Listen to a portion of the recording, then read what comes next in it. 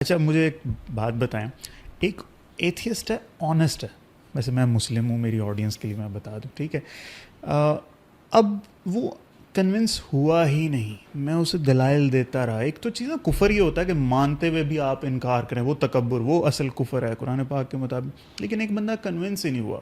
تو مجھے بتائیں کہ کیا کہیں سر کوئی ادنا درجے کی بھی پاسبلٹی ہے کہ کوئی ہندو، کوئی کرسچن جنت چلا جائے، یا جنت پہ صرف مسلمانوں کی مونوپلی؟ جنت اللہ تعالیٰ نے اس قومیت پہ، مذہب پہ رکھی نہیں ہے. جنت تو قرآن مجید نے جو بڑی تردیدیں کی ان میں سے ایک تردید یہ ہے کیا کہ یہ تو سمجھتے ہو نا کہ یہود پیدا ہو گئے تو جنت میں جاؤ گے، اور نصارہ پیدا ہو گئے جنت میں جاؤ گے. قرآن مجید تو اس کی تردید میں کھڑا ہوا. مشرکین کا بھی یہ خیال تھا. قرآن مجید نے کہا ہے جو اصولوں کی پیروی کرے گا. اصول کیا ہے؟ ایمان لاؤ، عمل صالح کرو، مطلب جنت میں چلے جاؤ. مسلمانوں پہ بھی یہ ہوتا نام ہے، نہیں، سارے گروہوں کا نام لیا ہے. ہاں کہ ہمیں بھی جو کہہ رہے ہیں کہ ہماری کو جاگیر نہیں ہے. عیسائی جو بھی ایمان لائے گا اللہ پر، آخرت پر، اچھے عمل کرے گا، وہ جنت میں جائے گا. تو قرآن مجید کا موضوع ان چیزوں کی تردید کرنا، یہ جو نسلی اور قومی اور مذہبی بنیادوں پر نجات ہے، اللہ تعالیٰ اس کی تردید میں کھڑے ہوئے ہیں.